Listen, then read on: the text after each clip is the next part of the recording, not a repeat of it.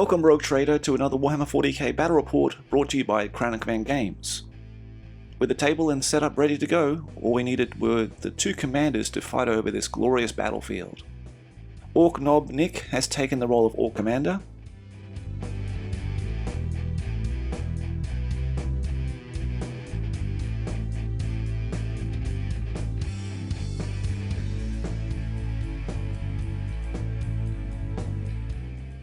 and Living Ancestor Paul commanded the squats.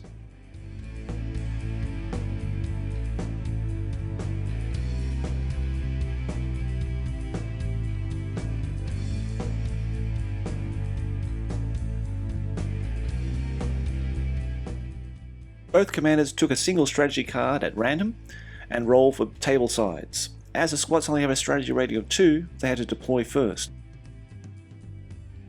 They also had to draw their respective psychic cards for the game.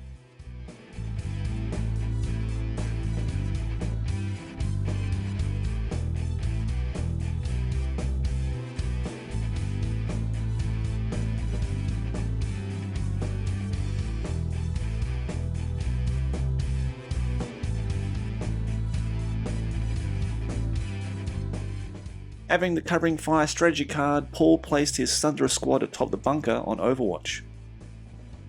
It was Nick's turn now to counter-deploy to Paul's deployment and give the Orks an advantage.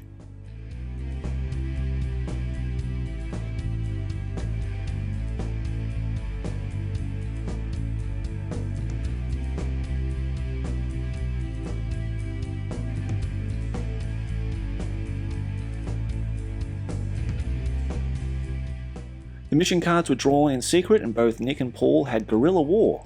Both players will gain a single victory point for every 3 models they kill in hand-to-hand combat, and a point for every vehicle destroyed or immobilized within 24 inches of their table edge as a secondary objective. With the armies deployed, it was time to roll for initiative for the game. The Orcs get to double their strategy rating from 3 to 6, and this allowed Nick to win the roll and steal the initiative and take the first turn of the game.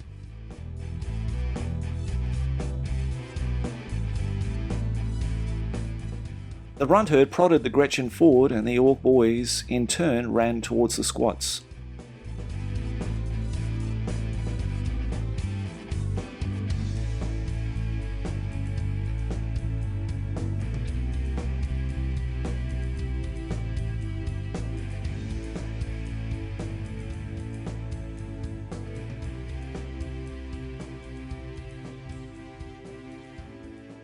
The Thunderous squad positioned on Overwatch thanks to the covering fire strategy card now took its opportunity to open up on the Orc Knob mob. Las cannon and heavy plasma shots were fired, and 2 of the Mega Armor knobs fell without the Mega Squigs able to save them. Bud Nadrag gave them a stern look and they held their nerves as they passed their brake check. And the Orc Dreadnought moved in behind the central bunker for cover.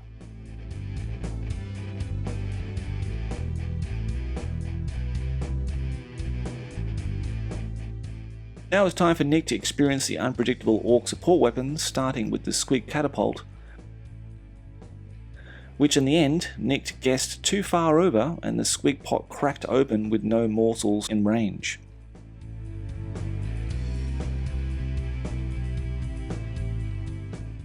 The Pulsar rocket, on the other hand, landed perfectly for Nick, and he praised the Gretchen servants for adding just enough rocket fuel to get it in a very effective spot. The Splatter Cannon was used for the very first time, and it proved to be one of the most craziest of cannons developed by the Mechaniacs, as you have to roll an artillery dice and add 20 inches to the score to give you the distance of the chained ammo. In this case, the ammo hit the wall of the defences and then bounced back to hit one of the Orc knobs. Luckily for him, the Mega Armor saved him, and the ammo stopped in its tracks. In the psychic phase, Nick had to roll for his Weird Boys War test, and he failed on a 2, and then he rolled a 5 on the Edbangers chart, which resulted in Vzap, and he lost one of his warp cards for the turn. Nick passed his turn to Paul, so the Living Ancestor casts Mental Fortress, which gives him a psychic save of 5+, and to all squats within 12 inches of the Living Ancestor.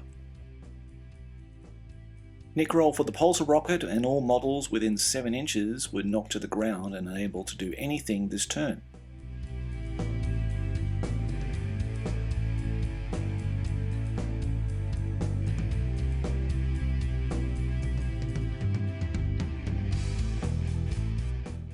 The bunker would be destroyed on a roll of a 6 and the fortifications on a 4+, but they were both unharmed.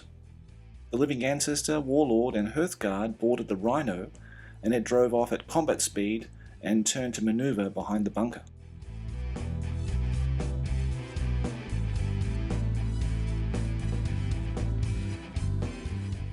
The squat Thud Gun crew aligned their sights to the Ork knobs, but it veered off target and the initial blast hit the Ork mob instead. A series of D12s were rolled to determine where the other 4 templates are placed in a chain, resulting in 2 Ork boys dying in the blast.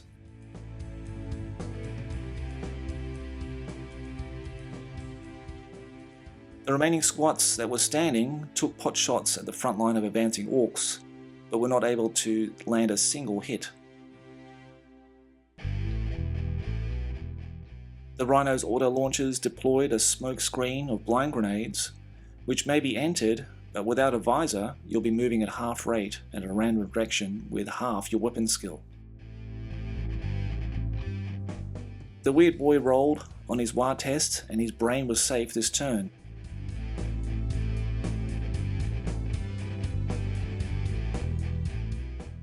And as the Living Ancestor passed his turn, Nick cast a Crunch to squash some stunties. The Crunch's template represents the foot of Gork or Mork. Anything covered by the template has to avoid being hit by rolling under their initiative. Failing that, you will suffer a strength 10 hit. Paul's reply was Demonic Attack, which nullified the power automatically, and then he rolled to see if he could drag the weird boy into the warp on a roll of a 6, but failed to do so. Nick also tried to nullify Mental Fortress, which he was successful, and returned the power to Paul's hand to end the turn. First turn, how's it going, mate? Yeah, well, it's not so bad thanks to the pulsar rocket. If it wasn't for the pulsar rocket, I don't think we get very well at all. So the pulsar rocket's made a lot of the squats fall over, which is great. Yeah, you stand up now. We're standing up now. Yeah, I mean, I'm trying to close the distance. Yep. Fight these squats. Paul, how'd you go with the first turn, mate? So The first time playing squats? I would have gotten half the models killed if I didn't have that strategy card for covering fire. Yep. So thankfully I was able to shoot these guys right in the first turn, kill 2 mega armor knobs. But yeah, he got to close the distance without me being able to do a whole lot this round. Granted, with the right bunchings, it could, and the right sustained fire dice, I could all of a sudden pull back a lot. Alright guys, So we'll see what happens with the artillery next turn. Yep, good luck for Nick turn 2. The Bad Moon Mechaniac turned on the force field projector, which creates a force field 12 inches long in a straight line within 18 inches of the operator, and nothing can shoot or move through it. The remaining Orks moved under the cover of the projector and advanced towards the squat defensive line.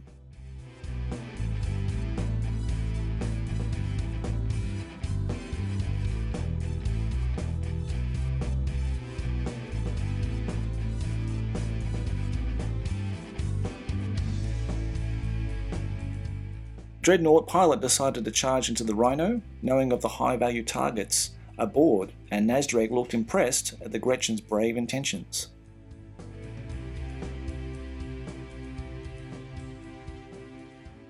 The Ork artillery now limited to what the Gretchen crew could see, but the Squig catapult did have some stunty targets on the flank, which were exposed and ripe for a Squig feast. With the template landing on target, it was up to Paul to roll a 6 to save his precious squad brother, which he managed to do. The crab-like claws on the Dreadnought tore into the Rhino's hull and breached its armor plating, resulting in some explosions and the Rhino going out of control on the next turn, killing all on board.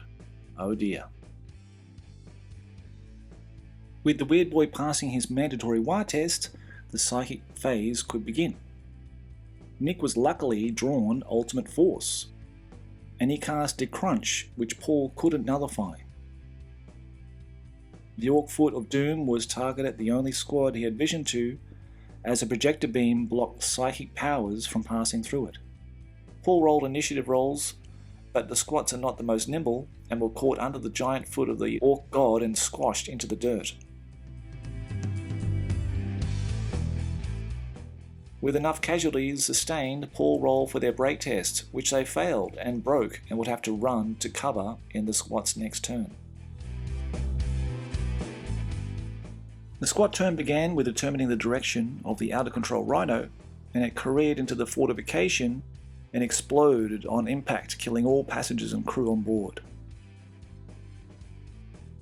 With their warlord and living ancestor now lost, the squats began to slowly retreat towards their table edge to brace for the impact of the oncoming Orc assault. The Thud gun took aim at the Gretchen that are in line of sight.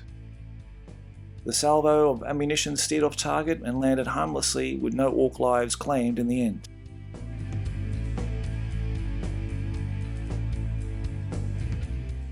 The rock-solid Thunderers, holding out in the bunker, turned to aim at the exposed Orc Dreadnought that is in hard cover, but sadly all their shots were in vain as they needed 5s to hit with modifiers. And the psychic phase was completely uneventful, ending the turn. Overview of turn 2. Nick? Well, I did a force field projector. Yeah. So I could move my guys up, and the Orc was able to charge. Not the Orc. The Dreadnought was able to charge the Rhino. Yeah. And then, and luckily blew it up, killing everyone inside. Yeah. Which is a bit of a second edition sort of thing that happens. It's unfortunate. Yeah. The poor there. So that kind of crashed into the barricade. And also the Orc weird boy cast the crunch, squashed a couple of squats, and then they surprisingly failed their Leadership 10. and ran. Paul, thoughts on turn 2, mate? We don't want to talk about it? No, I just didn't want to have a super boring game. So I know. So I had to rush him up. Yeah. Like, fun stuff could have happened if I could have survived. Yeah. He got 1-2 and then the 1-6. The 1-2 was going to hurt me a little bit too, because I'd still have been in an explosion through the crew compartment. But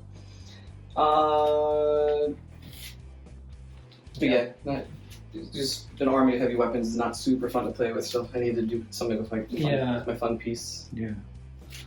Alright guys, well I can just hope that turn 3 is turns out to be something memorable, some hand-to-hand combat maybe. Nick, take it away.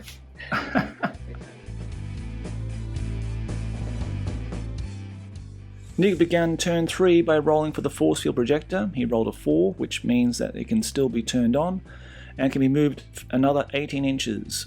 If he had rolled a 1 to 3, the device would have fizzled out for the rest of the game. The Orcs and Gretchen ran towards the squats without fear of reprisal, as the force field blocked all incoming shooting and psychics.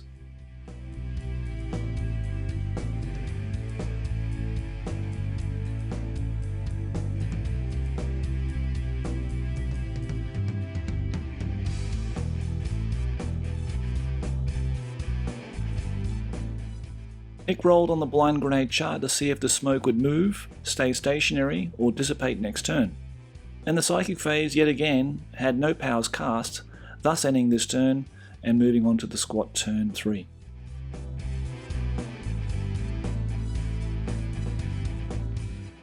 The squats began to regroup and prepare themselves for hand-to-hand combat phase in the next turn. They'll be very hard pressed to win any combats given that the heavy weapons that they carry give a -1 modifier to the combat result.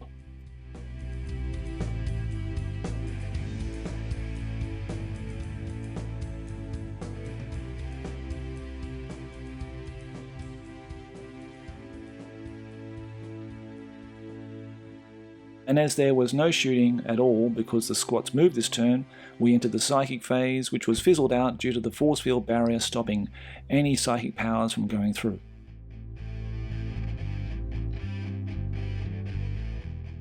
Nick rolled for the projector and was blessed by Gork to keep the device enabled to allow his green-skinned warriors time to close the gap on the stunties holding out in their bunkers.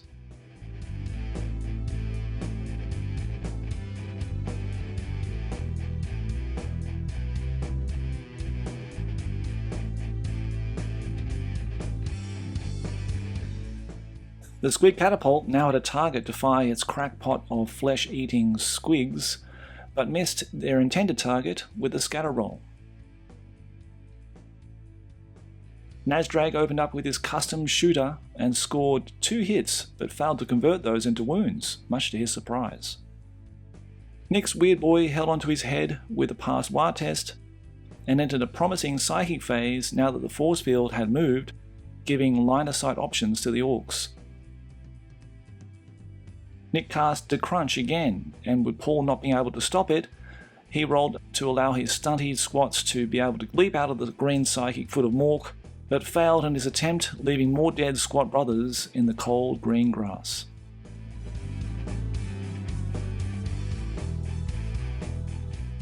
The squats now stood their ground and opened up with everything they had that they could throw at the Orks before the inevitable close combat engagements. The thud gun had its sights squared on the splatter cannon, but missed its intended target and exploded out in the open. Paul aimed the las cannon and plasma gun at Nazdrag, with the las cannon hitting square on the chest of Nazdrag's mega armor, and the plasma cannon shot template scattering off half the distance rolled, and hit and killed another Ork knob, much to the delight of the embattled squats. Paul rolled to wound Nazdrag, and then it was up to Nick to save him using his Medisquig in his mega armor, needing 4+, and he rolled a 5. Praise Gork.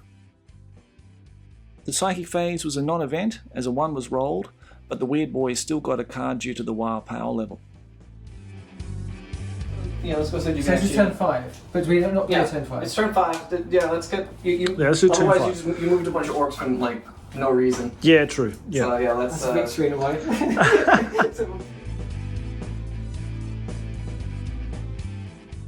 Nick initially had decided to turn off the projector for this turn, and he also rolled for the break test from last turn for the mega armored knobs, which had failed on a 10 due to Nazdrag's leadership of 9, and then they fell back behind cover.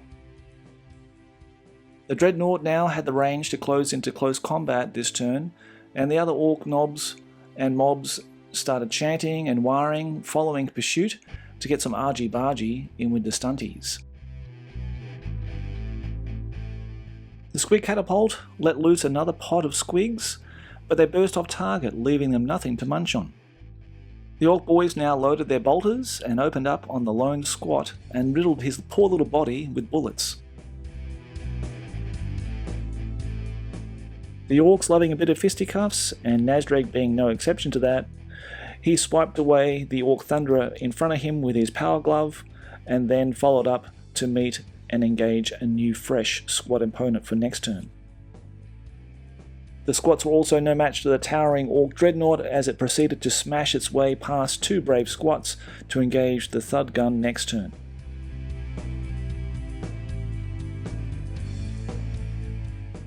With the weird boy praising Gork and Mork and counting himself very lucky that his head hasn't exploded this game, he cast the Crunch upon some more squat warriors. Paul, not being able to counter the spell, had to make several initiative and wound rolls, which in the end claimed the lives of more of his squat brothers.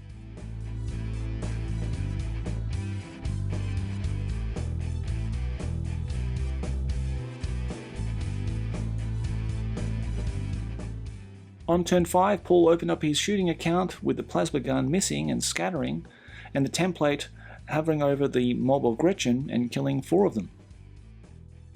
Nazdrag does what he does best, and he swatted away the squat before him to stride onto the next unwilling, cowering squat warrior. and the Orc Dreadnought had no trouble taking out the thud-gummed crew, and we bypassed the psychic phase to end the game. Yep, both had guerrilla war. Oh, right. Yeah, it's a shame. We would love to see Yeah. the living ancestor. Yeah, I mean, and, if I had known about the pulse, that the field was going to come, I think. Yeah. I would have just been, alright, I gotta just wait for him to come into me and then let my character If I didn't have a dreadnought, then you could have done that without any problem. But the dreadnought's a bit of a good unit when you've got a rhino coming towards you, isn't it? Without that dreadnought, I wouldn't have any answer to that. Yeah, true. Airstrip maybe, but he's in the wrong position. Yeah. Well, we got a taste of playing the Orks and 40K. Nick? Yeah, in second edition as well. Yeah. And Paul got his first outing with the squats. I know Paul's been looking forward to that. So sorry, mate, it wasn't the best game for you, but hey, we'll have to have another game sometime soon. No, we just got limited with them again. models to choose from too, but Yeah. I still want to play them. Alright guys, well thank you very much again for the battle report today. I hope you both enjoyed it, and hope to see you both again on the tabletop, maybe next time playing Eldar, and then playing whatever Paul wants to bring, so that'll be good. Yeah. Okay. And finally, a massive hug from Gork for all my patrons that enable me the time to make these videos for you to enjoy. Thank you again.